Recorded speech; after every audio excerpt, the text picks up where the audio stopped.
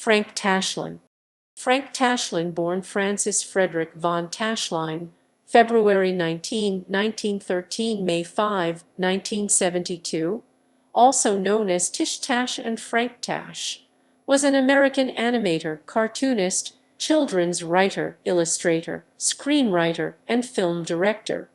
He was best known for his work on the Looney Tunes and Merrie Melodies series of animated shorts for Warner Bros., as well as his work as a director of live-action comedy movies, animator, and brief career as cartoonist. Born in Weehawken, New Jersey, Tashlin drifted from job to job after dropping out of high school in New Jersey at age 13.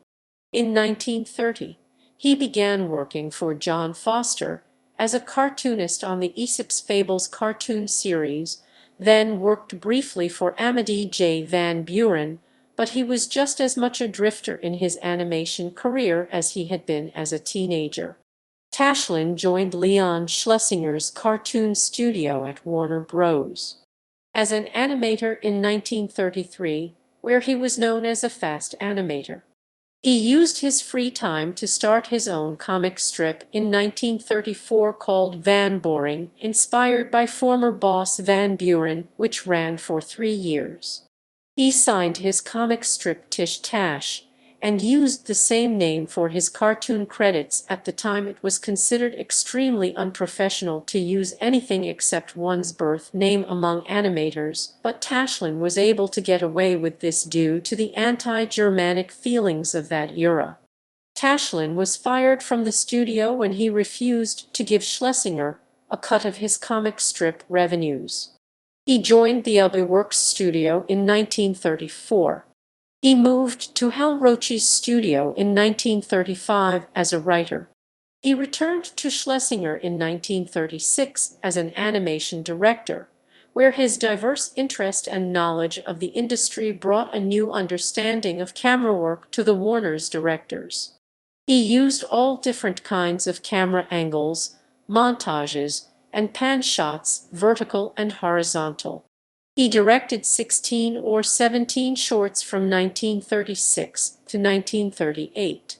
He was making $150 a week.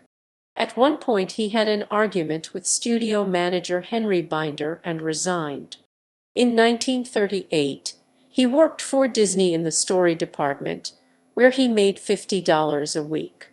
Afterward, he served as production manager at Columbia Pictures' Screen Gems Animation Studio in 1941.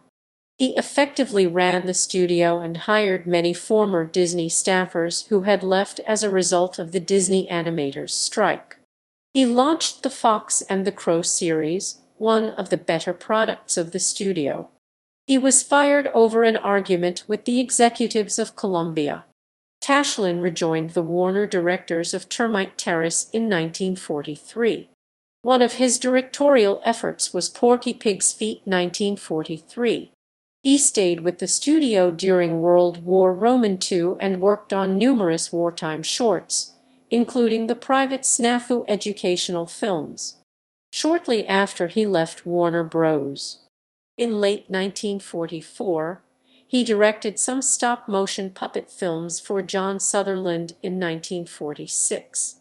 Robert McKimson took over his unit after his departure from the studio.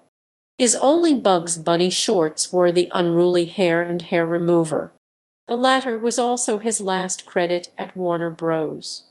Martha Segal described him as here today, gone tomorrow. Now you see him, now you don't. That was Frank Tashlin, who would be working at Leon Schlesinger's one day and suddenly gone the next day. Film director and writer. Tashlin moved on from animation in 1946 to become a gag writer for the Marx Brothers, Lucille Ball, and others, and as a screenwriter for stars such as Bob Hope and Red Skelton. His live-action films still echo elements of his animation background. Tashlin peppered them with unlikely sight gags, breakneck pacing, and unexpected plot twists. Tashlin began his career directing feature films when he was asked to finish directing the 1951 film The Lemon Drop Kid starring Bob Hope. Beginning with the 1956 film The Girl Can't Help It, with its satirical look at early rock and roll, Tashlin had a streak of commercial successes with the Martin and Louis film Hollywood or Bust in 1956, Will Success Spoil Rock Hunter in 1957, which, like 1956's The Girl Can't Help It, starred actress and Playboy model Jane Mansfield, and six of Jerry Lewis' early solo films Rock-a-Bye Baby, The Geisha Boy, Cinderfella, It's Only Money, Who's Minding the Store, and The Disorderly Orderly. Moreover, in the 1950s Tashlin came to the approving attention of French film magazine Cahiers du Cinéma in reviews that the director dismissed as all this philosophical double-talk. Also, the broad, colorful satire of Madison Avenue advertising in Will Success Spoil Rock Hunter earned the film a place on the National Film Registry in 2000. In 2014, his stop-motion animation short The Way of Peace was also added to the registry. In the 1960s, Tashlin's films lost some of their spark, and his career ended in the latter part of that decade, along with those of most of the stars with whom he had worked. His final film was The Private Navy of Sergeant O'Farrell starring Bob Hope and Phyllis Diller in 1968. Author Tashlin wrote and illustrated 3 books: The Bear That Wasn't 1946, The Possum That Didn't 1950, and The World That Isn't 1951. These are often referred to as children's books, although all contained satirical elements. The Bear That Wasn't was adapted as an animated cartoon by Tashlin's former Warner Bros. Colleague, Chuck Jones, in 1967. Another children's story which Tashlin wrote in 1949 was recorded by Spike Jones, How the Circus Learned to Smile. Tashlin also wrote and self-published an instructional booklet entitled How to Create Cartoons about cartoon drawing, not animation in 1952. Death. Tashlin died at Cedars-Sinai Medical Center in Los Angeles after being stricken with a coronary 3 days before at his Beverly Hills home. He is buried at Forest Lawn Memorial Park in Glendale, California. Filmography. As director and supervisor. Complete listing except for cartoon shorts at studios other than Warner Bros. From 1933 to 1946. As writer. As screenwriter, unless otherwise indicated.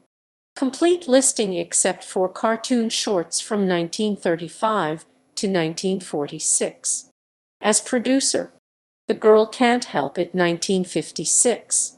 Will Success Spoil Rock Hunter 1957. Say One for Me 1959. The Bear That Wasn't 1967 animated short.